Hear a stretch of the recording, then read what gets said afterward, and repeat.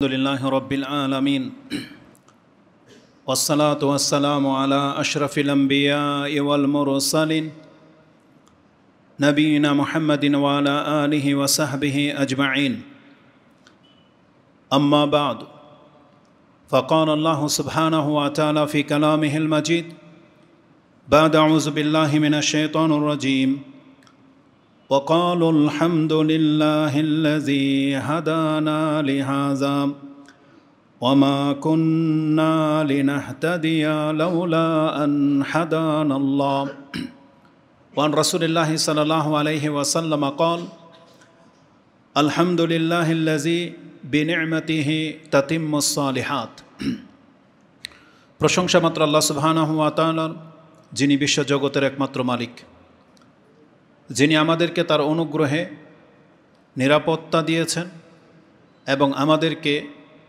তার ইবাদত করার এবং ইবাদতের মাঝে থেকে তার আনুগত্য করার তৌফিক দিয়েছেন। আমরা সেই সত্তার প্রশংসা করি, আমরা বলি আলহামদুলিল্লাহ।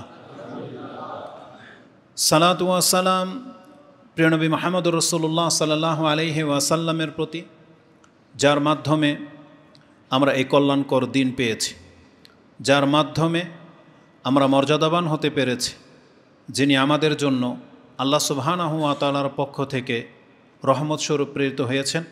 আমরা তার প্রতি সালাত এবং সালাম পাঠ করি। আমরা বলি আল্লাহুম্মা সাল্লি ওয়া সাল্লিম ওয়া বারিক আলা নবিয়িকা মুহাম্মদ।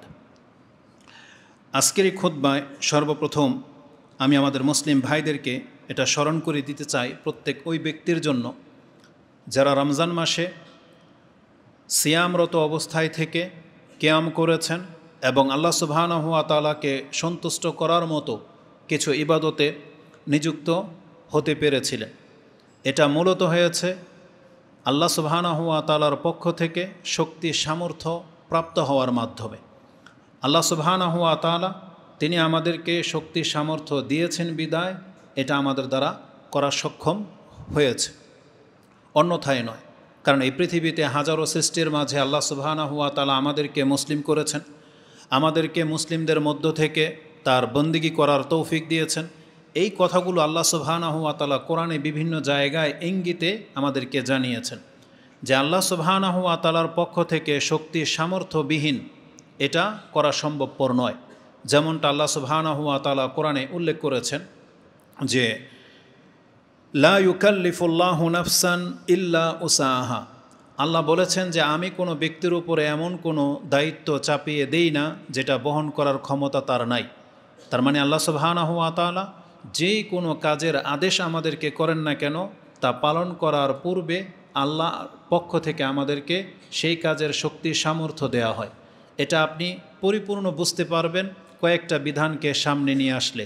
যেমন রমজান মাসের সিয়াম তো সবার উপরে ফরজ ছিল, কিন্তু কারা সেটাকে পূর্ণ করবে? আল্লাহ বলেছেন যারা মুকিম এবং সুস্থ, কিন্তু যারা মুসাফির এবং অসুস্থ তাদের জন্য এই ফরজ বর্তাবে না, বরং তারা অন্য কোনো দিন সিয়াম রাখবে যখন তারা সুস্থ হয়ে যাবে, যখন তারা মুকিম অবস্থায় থাকবে। তার মানে শক্তির সামর্থ্যটা আগে আসে। আমরা যারা সুস্থ ছিলাম, মুকিম অবস্থায় ছিলাম, আমরাই কিন্তু সিয়াম রেখেছি, কিন্তু যারা অসুস্থ ছিলেন তাদের উপরে সিয়াম ফরজ ছিল না। জাকাতের বিধান আপনি লক্ষ্য করলে দেখতে পাবেন জাকাত তো সবার উপরে ফরজ না, বরং যার কাছে নিসাব পরিমাণ টাকা হয়ে যায় তার উপরে জাকাতকে ফরজ করা হয়েছে। তার মানে আগে আপনার কাছে সম্পদ হবে, সম্পদের মালিক হবেন, তখন আপনার উপরে জাকাত ফরজ। হজের ক্ষেত্রেও তাই। হজ আপন জায়গায় সেই মাস প্রত্যেক বছর একবার করে আসে। যেখানে হজ করতে যাবেন সেই জায়গাটা তা আজও আছে, মক্কা মদিনা সে আরাফা আজও আছে, কিন্তু আমাদের উপরে ফরজ না। কাদের উপরে ফরজ? সেই জায়গাতে যারা যাওয়ার সামর্থ্য রাখে, ক্ষমতা রাখে, তাদের উপরে হজ ফরজ করা হয়েছে। তো তারাই হজ করে যারা সাধারণত সেখানে যেতে পারে।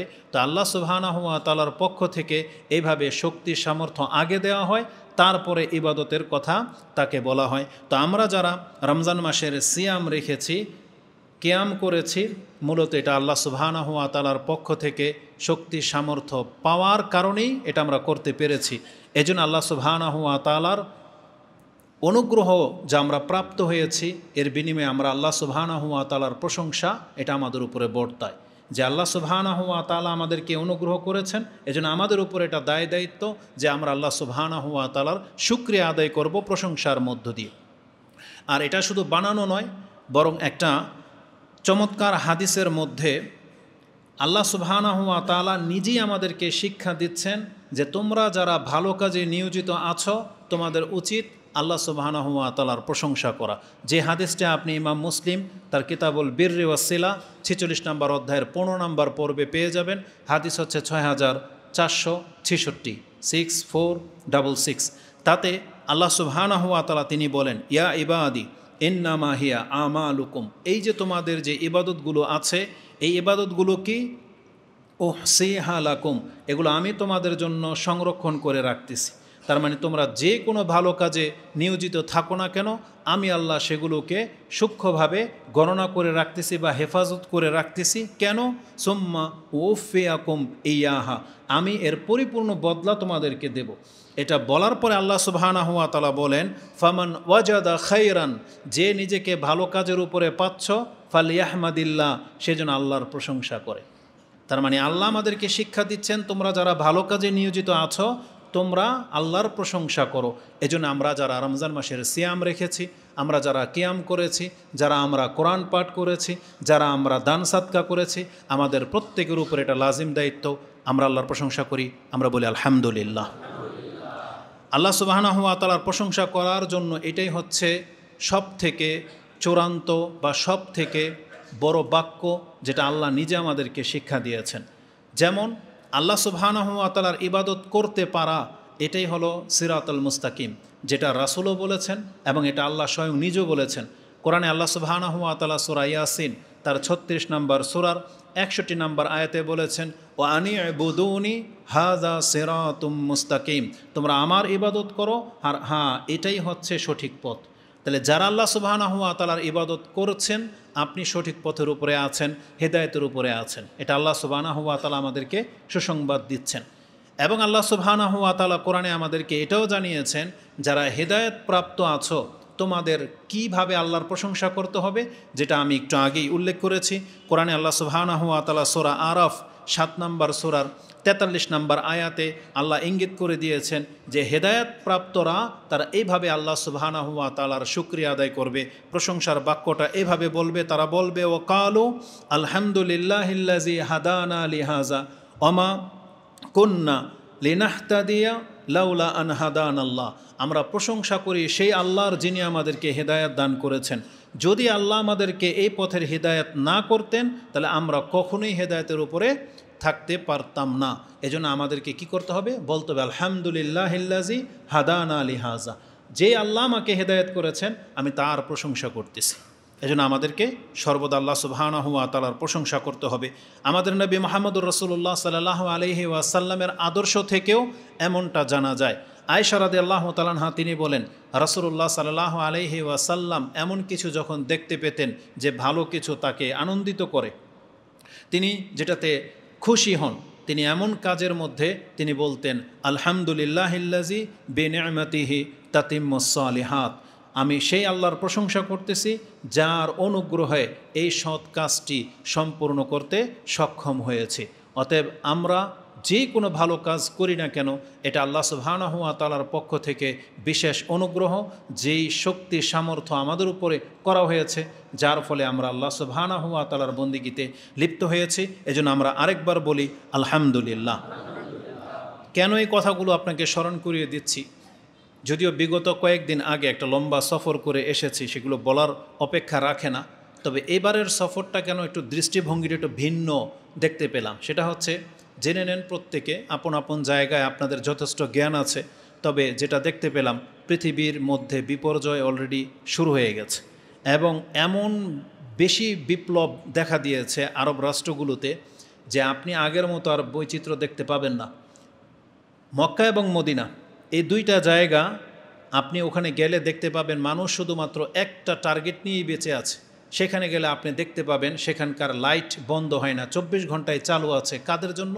যারা আল্লাহ সুবহানাহু ওয়া তাআলার ইবাদত কেন্দ্রিক সেখানে যায় তাদের জন্য। শুধু এই দুইটা জায়গায় মনে হচ্ছে জীবিত পুরা পৃথিবীর তুলনায়, যেখানে আল্লাহ সুবহানাহু ওয়া তাআলা এটাকে প্রজ্বলিত করে রেখেছেন। এটা একটা ভালো দিক, কিন্তু এর নেগেটিভ দিক হলো অধিকাংশ মানুষ সেখানে যাচ্ছে বটে, হুড়াহুড়ি করে, আগের তুলনায় অনেক মানুষের ভিড় সেখানে দেখতে পাবেন, কিন্তু অধিকাংশ মানুষের ইবাদতের সেন্সে যায় কিনা এটা আপনি মনে হয় দেখতে পাবেন না, কারণ অধিকাংশ মানুষ তার মোবাইল নিয়ে, তার ব্যক্তিত্ব নিয়ে সে ব্যস্ত। তাওয়াফ করতেছে, নামাজও পড়ে, যদি সম্ভব হতো, আমার মনে হয় কেন যেন এমন কিছু ব্যক্তিকেও দেখেছি যে সে তার মোবাইলকে অন রেখে নামাজে দাঁড়িয়েছে, লাইভে এসে সে নামাজে দাঁড়িয়ে আছে, তো সে সালাতের মধ্যে লিপ্ত। এটা পর্যন্ত সে লাইভ করার জন্য উদ্যত, এমনটা দেখা দিয়েছে। তো পৃথিবীর একেবারে শেষ প্রান্তে আমরা যে চলে আসছি, এই বিগত ঘটনাগুলো আপনি দেখতে পাবেন। পাহাড়গুলোকে নজর করে দেখেছি যে যেখান দিয়ে পানি, বৃষ্টির পানি ঝরে, সেখানে অলরেডি ঘাস জন্মে যাচ্ছে, এবং আরব বর্তমান যুগের বাংলাদেশের মতো রূপ নিচ্ছে, এশিয়া মহাদেশের মতো। আর বাংলাদেশ বা এশিয়া মহাদেশ আরবদের রূপে রূপান্তরিত হবে, কারণ একটা সময় রাসূল সাল্লাল্লাহু আলাইহি ওয়াসাল্লাম থেকে এমনটাই আমাদেরকে জানানো হয়েছে যে কিয়ামতের পূর্বে মরুভূমি আর মরুভূমি থাকবে না, সেটা সবুজে শ্যামলে ভরে উঠে যাবে, যেটা শুরু হয়ে গেছে। তো এই দৃষ্টিভঙ্গি থেকে আপনাদেরকে বলবো, আপন আপন জায়গায় যারা ইবাদত করতেছেন, এই যে বারবার আল্লাহ সুবহানাহু ওয়া তাআলার এই কথাটা আপনি স্মরণ রাখেন, ফামান ওয়াজাদা খায়রাহা ফালিয়াহমাদিল্লাহ, যে এই পরিস্থিতিতে নিজে ইবাদতের মধ্যে লিপ্ত আছো, তুমি আল্লাহর প্রশংসা করো। আপনাকে আল্লাহর প্রশংসা করতে হবে, কারণ যে বর্তমানে ভালো সে মূলত ভালো। কারণ এমন পরিস্থিতিতে নিজেকে ভালো কাজে লিপ্ত রাখা, এটা অনেক বড় কঠিন একটা পরিস্থিতির মুখোমুখি আপনাকে হতে হবে। এবং দুনিয়াটা এমন হয়ে যাচ্ছে যে যারা ইনকাম করে, যাদের পয়সা আছে, তারাই কেবল স্বাচ্ছন্দ্যের সাথে হয়তো ইবাদত করে মজা পাবে, কিন্তু অন্যরা আপনি সফর করে মজা পাবেন না, কারণ দুনিয়াটা বৈপরীত্যের একটা রাস্তা হয়ে গেছে। অভাবীদের আর তেমন কোনো মূল্যায়ন করা হবে না, আপনি ওই ফ্যাসিলিটি পাবেন না যেটা পয়সাওয়ালারা ইবাদত করতে পেয়ে থাকে বা পাবে। কারণ আপনাকে হোটেল নিতে হলে হারাম থেকে 2 কিলোমিটার বা 1 কিলোমিটার দূরে আপনাকে হোটেল নিতে হবে, যেখানে পায়ে হেঁটে আপনাকে হারামে প্রতি ওয়াক্ত আসা, এটা আপনার জন্য অনেক কঠিন হবে। কিন্তু পয়সাওয়ালাদের জন্য আলহামদুলিল্লাহ তারা এমন ব্যবস্থায় হোটেল নিতে পারে যে হোটেল থেকে নামতে হবে না, তাদের হোটেলটাই মূলত হারাম এরিয়ার মধ্যে রয়েছে, এমন ফ্যাসিলিটিও তারা পাচ্ছে। তারপরে আরও অনেকগুলো দিক আছে। এই পরিস্থিতিতে নিজেকে ইসলামের উপরে টিকিয়ে রাখা অবশ্যই এটা আপনাদের জন্য কঠিন হবে। তবে জেনে নেন, যারা এই অবস্থাতেও ইবাদতে লিপ্ত থাকতে পারবেন, নিঃসন্দেহে আপনি কল্যাণের পথে আছেন।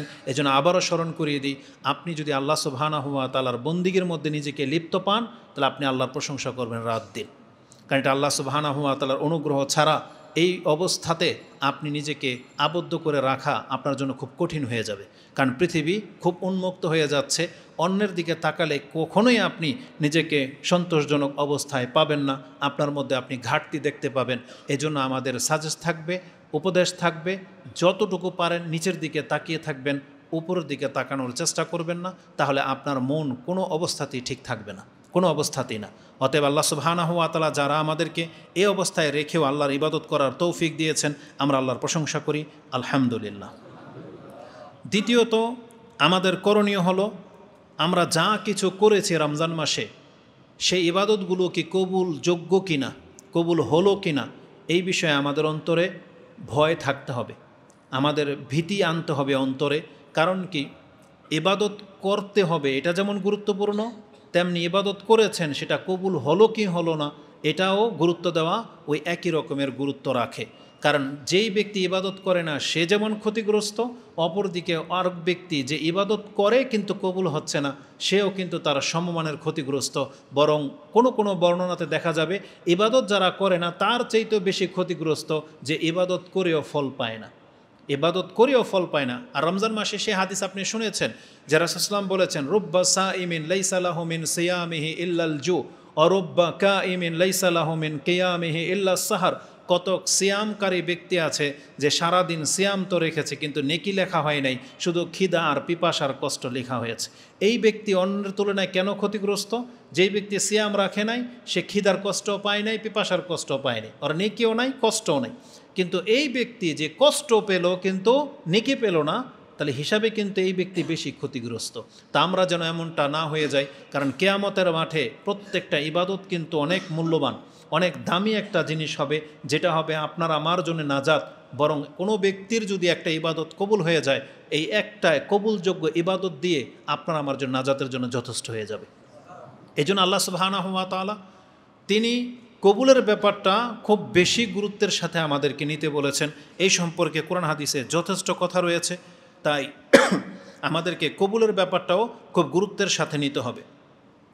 আমরা রমজান চলে গেছে বেশি জোর 2 সপ্তাহ হয় নাই, কিন্তু আমাদের রমজান মাসের অবস্থাটা কেমন ছিল আমরা কিন্তু সেটা ভুলতে বসেছি। আমাদের সে অনুভূতিটা কিন্তু হারিয়ে যাচ্ছে।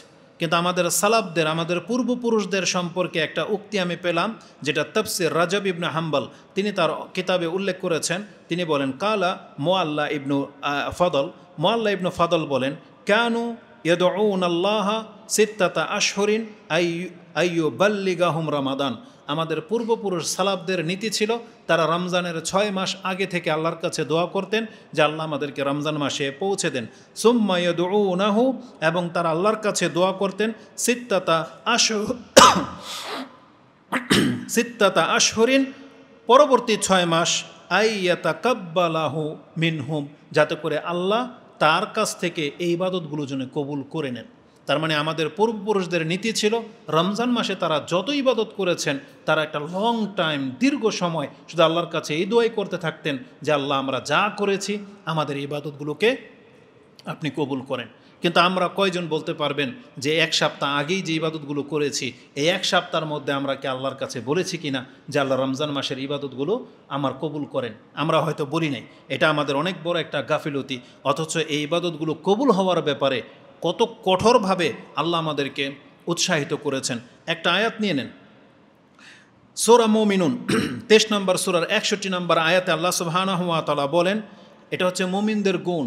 মুমিন ইবাদত করেও যে ভীতি থাকে, আল্লাহ বলেছে এটা মুমিনদের একটা গুণ কি, তারা ইবাদত করার পরেও ভয়ে থাকে। ওয়াল্লাযীনা ইউনফিকুনা ওয়াল্লাযীনা ইউতুনা মা আতাউ ওয়া কুলুবুহুম ওয়াজিলাতুন আন্নাহুম ইলা রাব্বিহিম রাজিউন। আল্লাহ বলতেছে নিশ্চয়ই যারা মানে মুমিনরা তাদের অবস্থাটা কেমন, মা আতা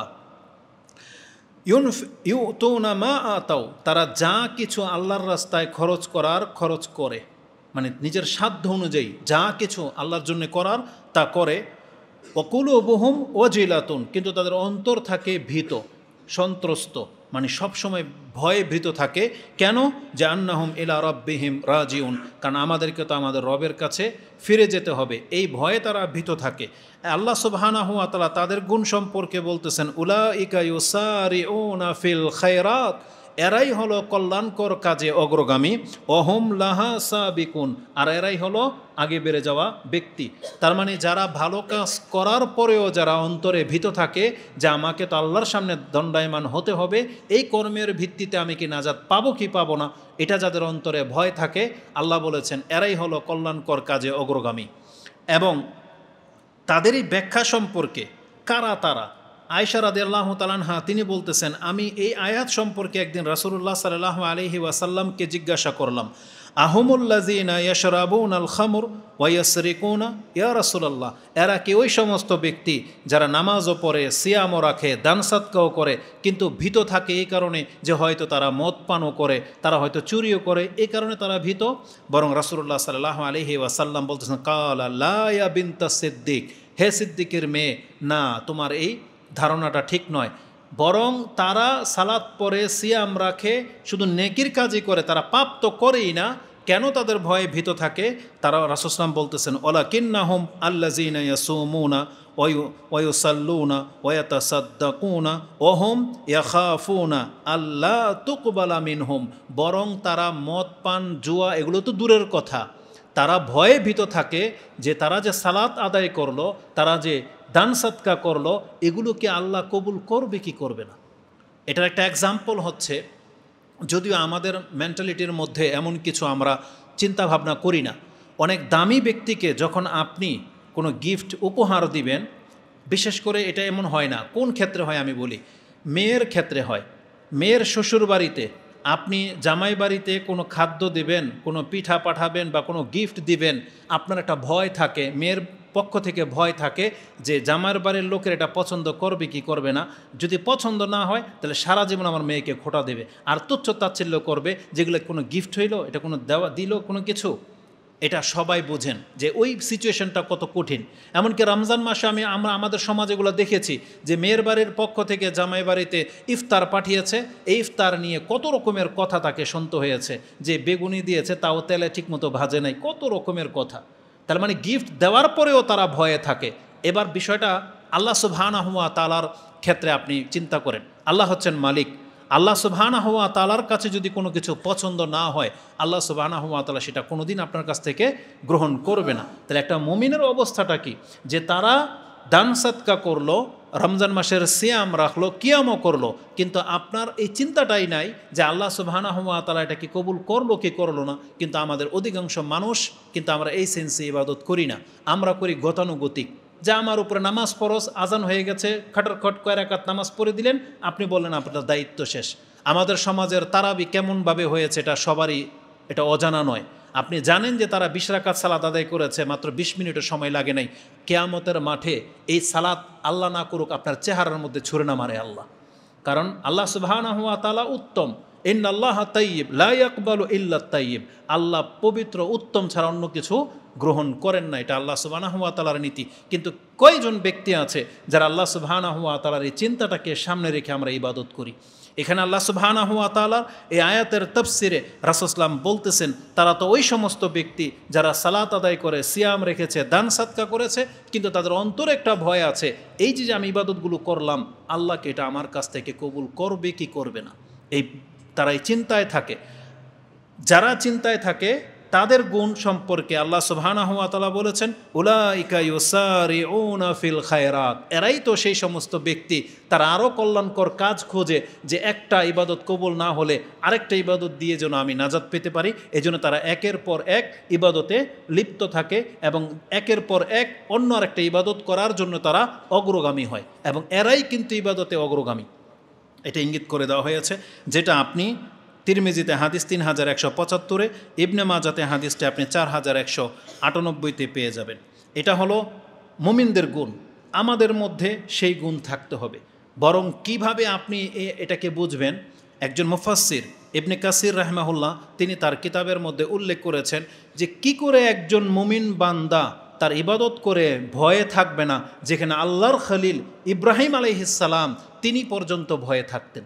ইব্রাহিম আলাইহিস সালাম তিনি নিজে ইবাদত করে ভয়ে থাকতেন। এটার এক্সাম্পল স্বরূপ তিনি টেনে এনেছেন বাকারাতে 127 নম্বর যে আয়াতটা আছে, যে ইব্রাহিম আলাইহিস সালাম এবং ইসমাইল আলাইহিস সালাম যখন কাবা ঘর নির্মাণ করতেছিলেন, আল্লাহর চোখের সামনে জিবরাইল উপস্থিত ছিলেন, সেই জায়গাতে তারা বাপ বেটা দুইজনে ঘর বানাচ্ছেন, এবং তিনি দোয়াটা কিভাবে করতেছিলেন, তিনি বলতেছেন ওয়াইজ ইয়ারফাউ ইব্রাহিমুল কাওয়াইদা মিনাল বাইতি ওয়া ইসমাঈলু, এবং তারা উভয়ে বললেন রব্বানা তাকাব্বাল মিন্না ইন্নাকা আনতাস সামিউল আলিম।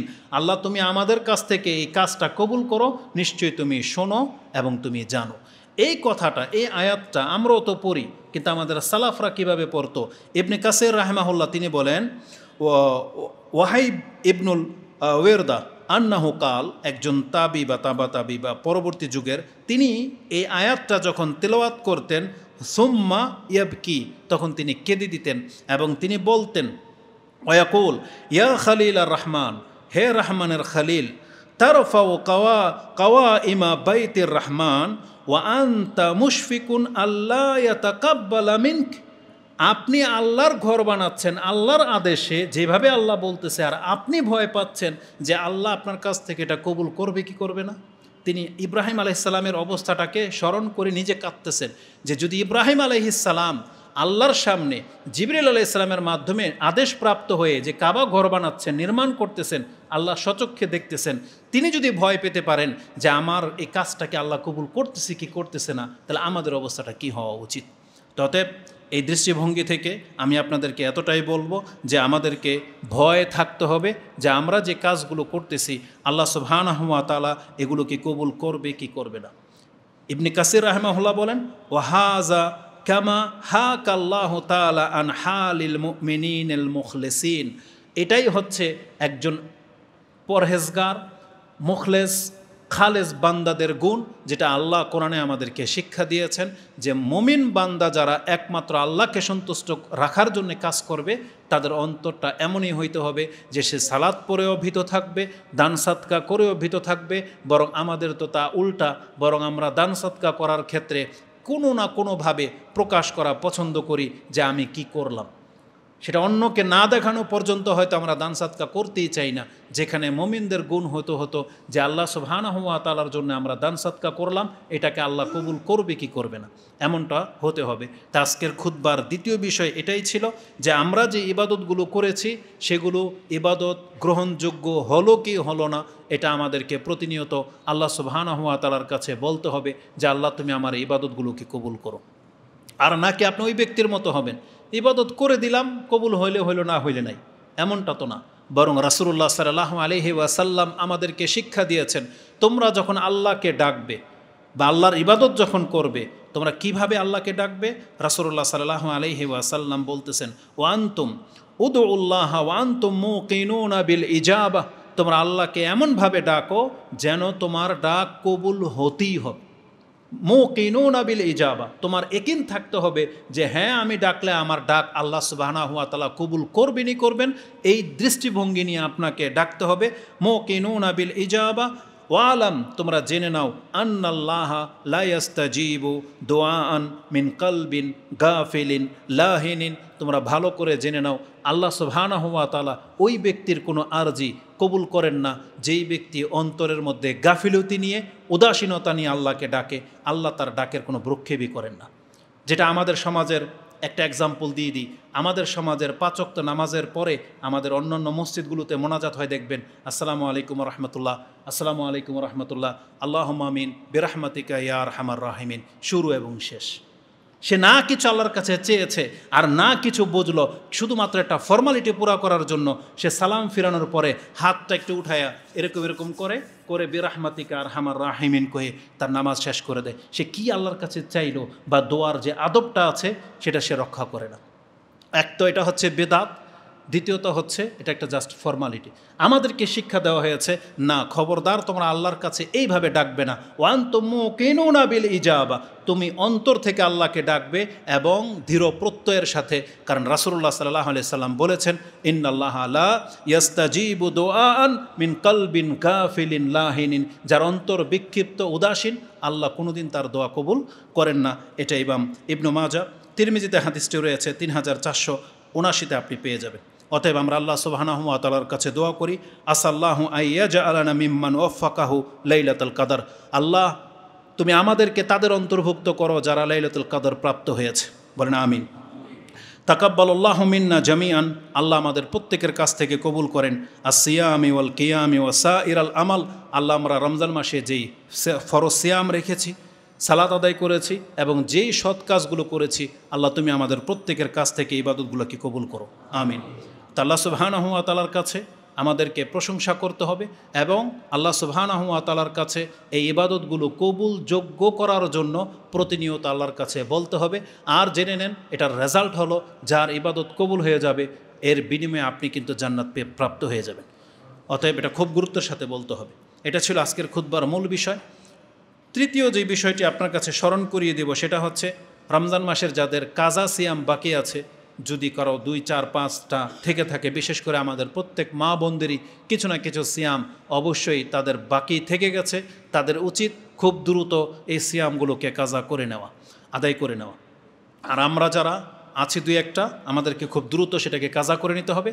আর যাদের রমজানের কোনো সিয়াম কাজা বাকি থাকেনি, আমাদের জন্য এই শাওয়াল মাসে হয়তো গত খুতবায় আপনারা সে আলোচনা শুনেছেন যে শাওয়াল মাসের 6টা নফল সিয়াম আছে, যে সিয়ামের গুরুত্ব অনেক বেশি দেওয়া হয়েছে। যে 6টা সিয়ামের মাধ্যমে আপনার মর্যাদা কি হয়ে যাবে, এই 6টা সিয়াম রেখে নিলে 1 বছর সিয়াম রাখলে যেই নেকি আপনার আমল নামায় সেই নেকি উঠে যাবে।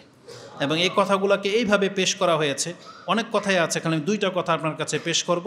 একটা হচ্ছে আবু আইয়ুব আল আনসারী, তিনি জিজ্ঞেস করেছেন রাসূলুল্লাহ সাল্লাল্লাহু আলাইহি ওয়াসাল্লামের কাছে যে শাওয়াল মাসের 6টা সিয়াম সম্পর্কে যখন রাসূলুল্লাহ সাল্লাল্লাহু আলাইহি ওয়াসাল্লামকে জিজ্ঞাসা করা হয়েছে, রাসূলুল্লাহ সাল্লাল্লাহু আলাইহি ওয়াসাল্লাম বলেন কালা মান সামা রামাদানান, এই কথাটা ভাষাটা স্মরণ রাখেন, মান সামা রামাদানান, যেই ব্যক্তি রমজান মাসের সিয়াম রাখলো, মানে রমজান মাসের সিয়াম পুরা করলো, সুম্মা আতবাহু সিত্তাম মিন শাওয়াল, তারপরে গিয়ে শাওয়াল মাসের 6টা সিয়াম রাখলো, কানা কা সিয়ামি দাহার, তাহলে তার মর্যাদা হলো সেজন্য পুরো বছরই সিয়াম রাখলো। তার মানে রমজান মাসে সিয়াম রাখলেন, একটা সিয়ামে 10 নেকি, 10 দিনের নেকি, তা 30 দিনের সিয়ামে কত দিন? 300 দিন। আর 365 দিন যেহেতু এক বছর হয়, আর 5 দিন সিয়াম রাখা নিষেধ আছে, বাকি থাকে আরও 60 দিন। এই জন্য এই শাওয়াল মাসের 6টা সিয়াম রাখলে আরও 10 দিনের নেকি আপনি পেয়ে যাচ্ছেন, তাহলে 6 10 60। তা রমজান মাসে 300 আর এই 6-এর মাধ্যমে 60, এ হলো 360 দিন সিয়াম রাখলে যেই নেকি হতো, এই শাওয়াল মাসের 6টা পুরা করলেই আপনি এক বছরের নেকি পেয়ে যাচ্ছেন। সম্ভবত ইমাম আহমদ ইবনে হাম্বল তিনি একটা সূক্ষ্ম কথা হয়তো বলেছেন, আপনি হয়তো নোট করেননি। রমজান মাসের সিয়াম কিন্তু ফরজ ছিল না? তাহলে ফরজ আপনি 30টা সিয়াম রেখেছেন, বিনিময়ে 300 দিন ফরজ সিয়ামের নেকি আপনি পেয়ে যাচ্ছেন। তাহলে এই যে শাওয়াল মাসের যে 6টা সিয়াম, এই 6টা সিয়াম তো নফল, কিন্তু আল্লাহ সুবহানাহু ওয়া তাআলা আপনাকে মর্যাদা দিয়ে দিচ্ছেন রমজান মাসের নেকি, এটাকে মাথায় রাখেন। অতএব আল্লাহ সুবহানাহু ওয়া তাআলা এই 6টা সিয়ামের মাধ্যমে আমাদের মর্যাদা বৃদ্ধি করতে চেয়েছেন। আমরা নিজেদের ভাষায় না বলে আমাদের সালাফদের দৃষ্টিভঙ্গি আপনার কাছে তুলে ধরি। ওই হাদিসটা ছিল ইমাম মুসলিমের। ইমাম মুসলিম রাহিমাহুল্লাহ তিনি তার সিয়ামের অধ্যায়ে এটা উল্লেখ করেছেন, যেটা আপনি এই শাওয়াল মাসের 6টা সিয়ামের মর্যাদা পেয়ে যাবেন। হাসান আল বসরি রাহিমাহুল্লাহ তার কাছে যখন এই শাওয়াল মাসের 6টা সিয়ামের কথা উল্লেখ করা হয়েছে, হাসান আল বসরি রাহিমাহুল্লাহর দৃষ্টিভঙ্গি দেখেন, তিনি কি বলেন, কানা ইজা যুকিরা ইনদাহু, তার কাছে যখন স্মরণ করা হলো সিয়ামু সিত্তাতি আইয়ামি মিন শাওয়াল, শাওয়ালের 6টা সিয়ামের মর্যাদা সম্পর্কে, ফায়াকুল, হাসান আল বসরি রাহিমাহুল্লাহ তিনি বলেন, ওয়াল্লাহি আল্লাহর কসম করে বলতেছি, লাকাদ রাদিয়াল্লাহু বি সিয়ামি হাযা আশ-শাহর আনিস সানাতি কুল্লিহা। আল্লাহ সুবহানাহু ওয়া তাআলাকে আমরা যেভাবে দেখতে পাচ্ছি যে একজন ব্যক্তি সারা বছর সিয়াম রাখবে, তার থেকে বরং বেশি আল্লাহ পছন্দ করেছেন যে কোনো ব্যক্তি সারা বছর সিয়াম না রেখে শুধু শাওয়াল মাসের 6টা সিয়াম রেখে নিক, এটা আল্লাহর কাছে বেশি পছন্দনীয়। বুঝলেন? এই জন্য আল্লাহ এই নেকি দিয়ে দিয়েছেন যে একজন ব্যক্তি সারা বছর ভরে সিয়াম রাখা যেমনটা মর্যাদাবান, আল্লাহর কাছে ওই সারা বছর সিয়াম না রেখে রমজানের পরে এই 6টা সিয়াম রেখে নিলে এটা আল্লাহর কাছে বেশি পছন্দনীয়। এটাতে তাদের দৃষ্টিভঙ্গি, যেটা আপনি ইমাম তিরমিজি রাহিমাহুল্লাহর একটা হাদিসে পেয়ে যাবেন। হাদিস হচ্ছে 759। তাহলে এটার মধ্যে দৃষ্টিভঙ্গি রয়েছে যে আমাদেরকে শুধু খালি সূক্ষ্মভাবে বিচার করা শিখতে হবে যে কোন কাজটা আমাদের জন্য কল্যাণকর। একটা মাসলা দাঁড়ায় যে কাজা সিয়াম আগে করবেন নাকি শাওয়াল মাসের 6টা সিয়াম আগে, এটা নিয়ে বড়ই ইখতিলাফ আছে। তবে সবচেয়ে বেশি প্রাধান্যযোগ্য কথা হলো যে অধিকাংশ ওলামারা বা বিজ্ঞ আলেমরা এটাই বলেছেন, আপনাকে প্রথম রমজান মাসের সিয়াম পুরা করতে হবে, তারপরে আপনি শাওয়াল মাসের সিয়াম 6টা রাখবেন। যদি এটা আমাদের জন্য সহজ, কিন্তু আমাদের মা বোনদের জন্য একটু কঠিন হয়ে যাবে। কঠিন হলেও আমরা এটাই বলবো যে বড়রা যে ফতোয়া দেয় আমরা তার খিলাফ নই, আমাদেরকে কষ্ট হলেও এটা মেনে নেওয়াটা উচিত। যারা পারবেন তারা এই নিয়মই রাখবেন, প্রথমে রমজানের কাজাগুলোকে পুরা করেন, সম্ভবপর হলে আপনি তারপরে শাওয়াল মাসের এই 6টা সিয়াম রাখবেন। এবং বিন বাজ, সম্ভবত শেখ উসাইমিন, তাদের ফতোয়া হলো যে এই 6টা সিয়াম রাখতে রাখতে যদি শাওয়াল মাস পারও হয়ে যায় তাতেও কোনো কিছু যায় আসে না, পরবর্তী মাসে হলেও আপনি কভার করে নেবেন, এই নেকি আপনি পেয়ে যাবেন। এটা হচ্ছে তাদের দৃষ্টিভঙ্গি। কেন? কারণ রাসূল বলেছেন, মান সামা রমাদান সুম্মা, যে ব্যক্তি রমজানের সিয়াম রাখলো তারপরে শাওয়ালের 6টা সিয়াম রাখলো, তাহলে রমজানটা আগে আপনাকে পুরা করতে হবে। আর এটা আপনার ফরজ দায়িত্ব, যেহেতু এই জন্য নফলের চেয়ে ফরজকে বেশি প্রাধান্য দেওয়া উচিত। এই জন্য তারা এই নিয়মটা আমাদের উপরে জারি করেছেন। আর কোনো মাসলা মাসাইল নাই। তবে শাওয়াল মাসের সিয়াম রাখতে গেলে আমাদের সমাজে আমরা 3-4টা মূর্খামি দেখতে পাই, সেটা আমি নোট করেছি। একটা মূর্খামি হলো কেউ মনে করে এই 6টা সিয়াম লাগাতার রাখতে হবে, গ্যাপ দেওয়া যাবে না, এটা একটা মূর্খামি। আবার কেউ বলতেছে একসাথে নাকি রাখাই যাবে না, যেটা অনেক মুরব্বীদের কাছ থেকে শুনবেন, একটা রাখবে বা 2টা রাখবে, আবার গ্যাপ দিবে, আবার একটা 2টা রাখবে, এভাবে তারা বলতেছে একসাথে নাকি রাখাই যাবে না, এটা একটা মূর্খামি। তৃতীয় মূর্খামি হলো কতক ব্যক্তিরা আছে যারা এই 6টা সিয়াম রাখার পরের দিন আবার ঈদ পালন করে। এটা অনেক মুরব্বীদের মধ্যে দেখবেন ঘরের ভিতরে 6টা সিয়াম রেখে আবার ঈদ পালন করে। এগুলো সব হচ্ছে কুসংস্কার, ইসলামের মধ্যে কোনো সম্পর্ক নাই, এর কোনো ভিত্তি পর্যন্ত নাই, জেনে নেন। এই 6টা সিয়াম রাখার কোনো নিয়ম নাই, কোনো নিয়ম নেই। আপনার যেই দিন খুশি সেই দিন আপনি সিয়াম রাখতে পারবেন, চাইলে আপনি লাগাতার রাখতে পারেন, চাইলে একদিন পর একদিন বা যেই দিন আপনার সুবিধা হবে সেই দিনে আপনি রেখে নিতে পারবেন। তবে একটা চমৎকার দৃষ্টিভঙ্গি আপনাকে বলি, হয়তো যারা বিগত বছরের খুতবাগুলো আপনি শুনেছেন, আপনার স্মরণে আছে, না আপনাকে আবার স্মরণ করিয়ে দিই। ফরজ সিয়াম আর নফল সিয়ামের মধ্যে একটা বড় পার্থক্য হলো কি জানেন? নফল সিয়ামের সবচেয়ে সুযোগটা কি, সুবিধাটা কি, এটা আল্লাহর পক্ষ থেকে কত বড় অনুগ্রহ। ফরজ সিয়ামের জন্য আপনাকে আগে থেকে নিয়ত করতে হবে, মানে ফজরের আগেই আপনাকে নিয়ত করতে হবে যে আগামীকাল আমি আমার একটা ফরজ সিয়াম রাখবো, সেটা মান্নতের সিয়াম হোক, কাজা সিয়াম হোক, অথবা রমজানের সিয়াম হোক।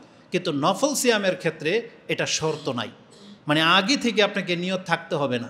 বরং কেমন হবে, আজকে সকালবেলা ধরেন আপনি ঘুম থেকে জাগছেন, জেগে আপনার আজকে সিয়াম রাখার কোনো নিয়তই ছিল না, অনেক গরম, আপনি ভাবতেছেন কালকে সিয়াম রাখবো না, কিন্তু সকালবেলা উঠে দেখেন বৃষ্টি হয়েছে, আবহাওয়া ঠান্ডা, বা আজকে আপনার অফিসে যাওয়া হইল না, আর সিয়াম ভঙ্গ করার এমন কোনো কাজ আপনার দ্বারা ঘটে নাই, আর আপনি ফজর পরে ঘুমিয়েছেন, সকাল 9টা-10টা বাজে আপনি জাগলেন, আপনি দেখলেন যে সব কিছু অনুকূলে, আপনি যদি তখন নিয়ত করে নেন যে আজকে যখন কোনো ব্যস্ততাই নেই, তাহলে আজকের দিনটা আমি সাইম, আমি সিয়াম রেখে নিলাম, আপনার সিয়াম গ্রহণযোগ্য হয়ে যাবে। সকাল 10টা-11টা পর্যন্ত, মানে জোহরের আগ পর্যন্ত যদি আপনার কোনো নিয়ত না থাকে, কিন্তু হঠাৎ করে আপনার মানে মনে করতেছেন যে এতটা বেলা হয়ে গেল, তাহলে আমি আজকে সিয়ামটা রেখে নেই, আপনি রেখে নিতে পারবেন। আর আরেকটা সুবিধা হলো, আজকে আপনি ইচ্ছা করে সিয়াম রেখেছিলেন, কিন্তু হঠাৎ করে এমন বড় কাজ চেপে গেল, অথবা কোনো দাওয়াত চলে আসলো যেটা আপনাকে গ্রহণ করতেই হচ্ছে, অথবা পরিস্থিতি এত কঠিন হয়ে গেল যে আপনি সিয়াম রাখাটা কঠিন হয়ে যাচ্ছে, আপনি ইচ্ছা করলে বিনা কোনো বাধায় আপনি সিয়াম ভেঙে দিতে পারেন। নফল সিয়ামের জন্য আপনার কোনো কাফফারাও লাগবে না। তাহলে নফল সিয়ামের 2টা জিনিস আপনি মনে রাখেন, নিয়ত আগে থেকে করা লাগে না, আর দিনের বেলায় চাইলে আপনি সিয়াম বহাল রাখতে পারেন, চাইলে আপনি সিয়াম ভেঙে দিতে পারেন, আপনার জন্য কোনো অপরাধ নাই। আজকে ভেঙে দিবেন, কালকে আবার রাখবেন, কোনো সমস্যা নেই। এটা হচ্ছে নফল সিয়ামের সবচেয়ে বড় ফয়দা। এটা জানা থাকলে কি হবে, আপনার যে কোনো দিন সিয়াম রাখাটা আপনার জন্য সহজ হয়ে যাবে। এটার জন্য 2টা দলিল দিয়ে দিই। এই মর্মে প্রায় হাদিসের কিতাবে আপনি পর্ব পাবেন। ইমাম মুসলিমের 14 নম্বর হাদিসের অধ্যায়ের 32 নম্বর পর্ব হচ্ছে বাবুন জাওয়াইজ সাওমিন নওয়াফিল বিন্নিয়াতি মিনান নাহার কাবলা আজ-জাওয়াল। এটা ইমাম মুসলিমের মধ্যে অধ্যায় কায়েম করা হয়েছে যে এটা জায়েজ যে কোনো ব্যক্তি জাওয়ালের আগে, মানে সূর্য মাথার উপরে ওঠার আগেই যদি কোনো ব্যক্তি নিয়ত করে নেয় যে আমি আজকে সিয়াম রেখে নেব, তাহলে এটা তার জন্য জায়েজ। কেননা দলিল স্বরূপ তিনি কি এনেছেন, আয়েশা রাদিয়াল্লাহু তাআলা আনহা থেকে হাদিস এনেছেন যে দাখালা আলাইয়া রাসূলুল্লাহ সাল্লাল্লাহু আলাইহি ওয়াসাল্লাম যাতা ইয়াউমিন, কখনো কখনো রাসূল সাল্লাম আমাদের কাছে আসতেন বা একদিন আসলেন, ফাকালা হাল ইনদাকুম শাই, তোমাদের কাছে নাস্তা করার মতো কোনো খাদ্য আছে, আবার তোয়াম কোনো খাদ্য আছে, কুলনা, তখন আমরা বলতাম লা, মানে কয়েক ঘরে রাসূল সাল্লাম ঘুরতেন, সুবহানাল্লাহ, তাদের জীবনটা কেমন ছিল যে প্রায় বিবির ঘরে রাসূল সাল্লাম এসে জিজ্ঞেস করতেন যে আজকে তোমার ঘরে খাবারের মতো কিছু আছে কিনা, তখন তারা বলতেন লা, আমাদের ঘরে আজকে খাদ্যের মতো কিছু নাই। কালা ফা ইন্নি ইজান সাইমুন, তখন রাসূলুল্লাহ সাল্লাল্লাহু আলাইহি ওয়াসাল্লাম যখন কোনো ঘরে কোনো খাদ্য পেলেন না, তখন তিনি বলতেন তাহলে আজকে আমি সিয়াম রেখে নিলাম। তার মানে আজকে রাসূল সাল্লাম সিয়াম রাখার কোনো নিয়ত ছিল না, কিন্তু আজকে কারো ঘরে কোনো খাদ্য না থাকাতে রাসূলুল্লাহ সাল্লাল্লাহু আলাইহি সাল্লাম দিনের বেলায় তিনি নিয়ত করে নিলেন যে আমি তাহলে আজকে সাইম।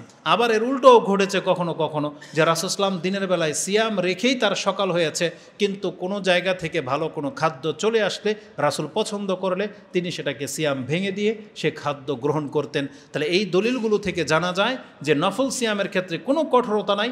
আপনি রেখেছেন, কোনো একটা দেখা যাচ্ছে অনেক বন্ধুবান্ধবরা হঠাৎ করে চলে আসছে, কারণ ঈদের পর এই ঘটনাগুলো বেশি ঘটে, তখন দেখা যায় যে তারা আপনাকে দাওয়াত দিচ্ছে, একসাথে খেতে বলতেছে, কিন্তু আপনি পরহেজগারি দেখিয়ে আপনি সিয়াম থেকেই গেলেন, তাদের ডাকে সাড়া দিলেন না। না, এমনটা হওয়া উচিত না।